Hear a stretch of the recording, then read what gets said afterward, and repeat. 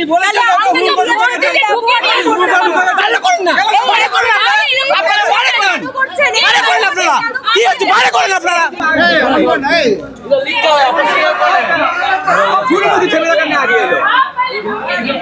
এই মুহূর্তে আমার পিছনে যে বুথটা দেখতে পাচ্ছেন এটা বড়নগর বিধানসভার অন্তর্গত একটি বুথ এবং এই বুথে মূলত 171, 172 এবং 168 এবং 169 এই যে ওয়ার্ড, এই ওয়ার্ডের ভোটটা, এই যে বুথ নাম্বার, এই বুথ নাম্বারের এই 4টে বুথের ভোট এখানে হচ্ছে।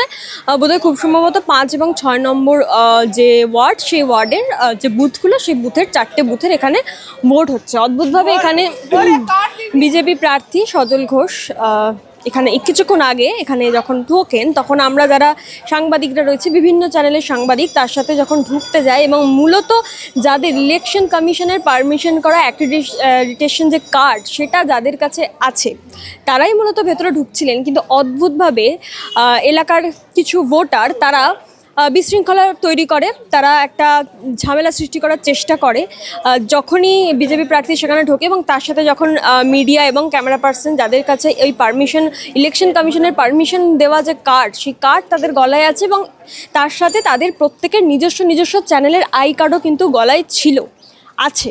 তারা যখন ভেতরে ঢুকছিল ক্যান্ডিডেটের সাথে, অদ্ভুতভাবে তারা একটা ঝামেলা সৃষ্টি করে।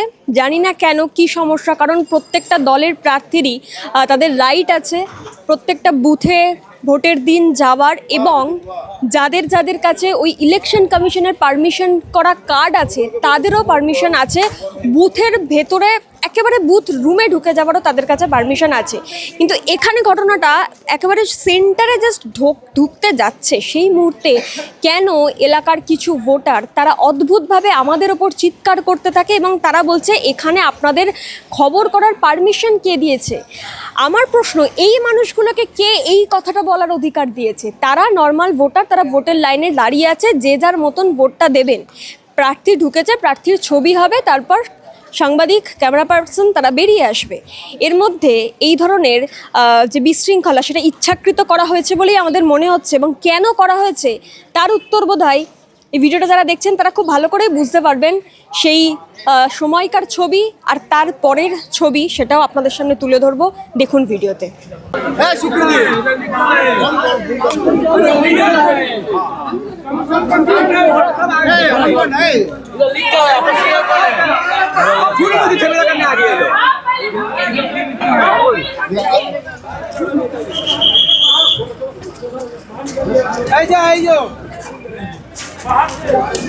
अरे भैया, आप लोग का सीनियर कौन है? सीनियर कौन है? सीनियर, आप लोग का सीनियर कौन है? सीनियर कौन है? झूठ भैया है, तुम तो झगड़ा करते हो।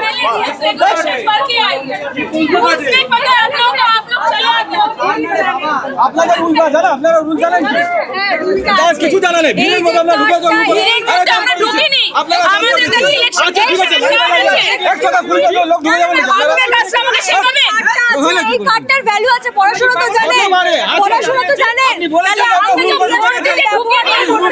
ভালো করুন না, ভালো করুন না, আপনারা ভালো করেন, ভালো করেন, আপনারা কি হচ্ছে, ভালো করেন আপনারা, ভালো করেন। আপনি জানেন করতে পারেন এই কার্ডটা কি ভালো করেন আপনারা। আপনি বলার কে? আপনি বলার কে? আপনি কোয়া কে ভালো করবেন? আপনি আমাদের রাইট আছে, উই হ্যাভ দ্য রাইট। জানিয়ে দাঁড়িয়ে সব ফলো করছে, কেন মিডিয়া করতে না কাছে লাগছে, সব লোক ঠিক कर লাগা। মিডিয়া থেকে ভয় কেন?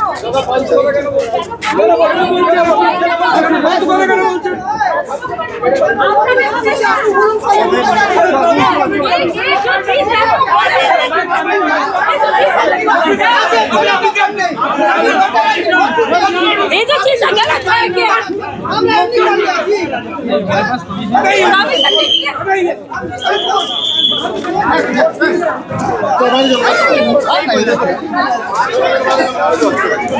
বলছি দাদা, এখানে যখন সজল ঘোষ ঢুকছে, যে সমস্ত নিউজ চ্যানেলের যারা রিপোর্টার, ক্যামেরা পার্সন, তাদের গলায় একটা ইলেকশন কমিশন থেকে পারমিশন করা কার্ড ছিল, সেটা যখন তারা ভেতরে ঢুকছে, সিআরপিএফ তাদের সমস্যা হচ্ছে না, কিছু লোকাল ভোটার তারা অদ্ভুতভাবে আমাদের ওপর চিৎকার করতে থাকেন।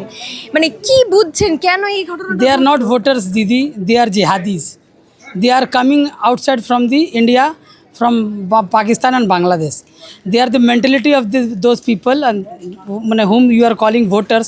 They are not from the Indian side. उनको एक्चुअली क्या है ना कि जब ये भारत का सरकार का कुछ भी लोगो कुछ भी आपको दिख जाएगा, उनको एलर्जी है। ये हम लोगों ने देखा है, फिलिस्तीन का झंडा उड़ते यहाँ हम लोगों ने देखा है, ठीक है, इलेक्शन के टाइम में। আপনি লাইনে ওনারা দাঁড়িয়েছিলেন তো? হ্যাঁ, ওনারা ভোটের আরে ভোটার লাইনে দাঁড়িয়ে থাকে দিদি, আপনি তো দেখেছেন না, রোহিঙ্গাগুলো দাঁড়িয়ে নেই, ভোটার কার্ডগুলো এরা করে দিয়েছে না, টিএমসি তো করে দিয়েছে, এদের জন্য ক্যাম্প বানিয়ে দিয়েছে, এদের জন্য বাড়ি ঘর সব করে দিয়েছে। আমরা আমাদের গরিব লোকগুলো জুট মিল বন্ধ আছে, এখানে পাচ্ছে না খাওয়া, রোহিঙ্গাদের কিন্তু বস্তা বস্তা ট্রাকে ট্রাকে মাল যাচ্ছে, আপনি তো ভিডিও দেখেছেন। তো এই যে যারা ছিল সেই মেন্টালিটি, ভারত বিরোধী মেন্টালিটি লোকগুলো দাঁড়িয়েছিল, যারা আপনাদেরকে দেখে তারা শাউটিং করছিল। মানে ভেতরে মিডিয়া ঢুকলে কি তাদের কোনো অপকাজ সেটা কি মানে চলে আসতো সামনে? दीदी हमरा तो मीडिया तो फोर्थ स्तंभ है ना, चौथा स्तंभ है ना, अरे पकड़ इधर, चौथा स्तंभ है ना दीदी। ये तो निष्पक्ष है, मीडिया के थ्रू से मैसेज जाता है पब्लिक में कि सच क्या है और गलत क्या है, न्याय क्या अन्याय क्या है। तो लोग जब सच को दबाने का प्रयास करेंगे थ्रू मीडिया को अंदर जाने मत दो, यही प्रयास था दीदी। ये लोग हमेशा यहाँ से वोटिंग प्रॉक्सी करते थे। इलेक्शन कमीशन ज्ञानेश कुमार जी को बहुत बहुत धन्यवाद, जो उन्होंने पूरा भारतवर्ष में दिखाया कि सबसे बड़ा हिंसा का केंद्र अगर कोई बना है तो पश्चिम बंगाल है। इसको किस प्रकार से इलेक्शन पूरे भारत को नहीं पूरे विश्व को दिखाया गया कि इलेक्शन कमीशन भारत सरकार अभी भी चाह ले तो निष्पक्ष चुनाव करके दिखा सकती है, और अमित शाह जी ने, गृह मंत्री जी ने और ज्ञानेश कुमार जी ने ये कर दिया। আমি বলছি দাদা, এই যে যারা এই ঘটনাটা মানে চিৎকার চেঁচামেচিটা করছিল, আপনারা তো এলাকায় থাকেন, আপনারা কি জানেন তারা শাসক দলের তৃণমূল কর্মী বা নাকি শুধুই local voter? No no no no, they are from the obvious side of Trinamool, वो लोग एकदम तृणमूल के साइड से हैं। ওই জন্য কি সজল ঘোষ ভেতর? हाँ हाँ, एकदम एकदम एकदम। अरे बीजेपी के कैंडिडेट को देखते ही लोगों के मन में माँ का गाली, अमित शाह जी को माँ का गाली, नरेंद्र मोदी जी को माँ का गाली, इनके मन में इतना घृणा है। आप लोग देखिए ना बीजेपी का তো বুথে ঢুকবেই, এটা তো নর্মাল ব্যাপার। এটা তো অবভিয়াস আছে, এটা তো যাবেই, ক্যান্ডিডেট যাবে না, শান্তিকা মানি যাচ্ছেন না, সজল ঘোষ যাবেন না কেন, আর সায়নদীপ দা যাচ্ছেন না, যিনি সিপিএম আছেন উনিও তো বুথে বুথে যাচ্ছেন, তো সজল দাও গেছেন, এরা চিৎকার করছে। ওসব দিদি করে কিছু লাভ নেই, जब जनमानस जब उतर चुका है, और अब की बार मोदी सरकार, अब की बार भाजपा सरकार, अब की बार भगवा सरकार, जितना चिल्ला ले जितना भौंक ले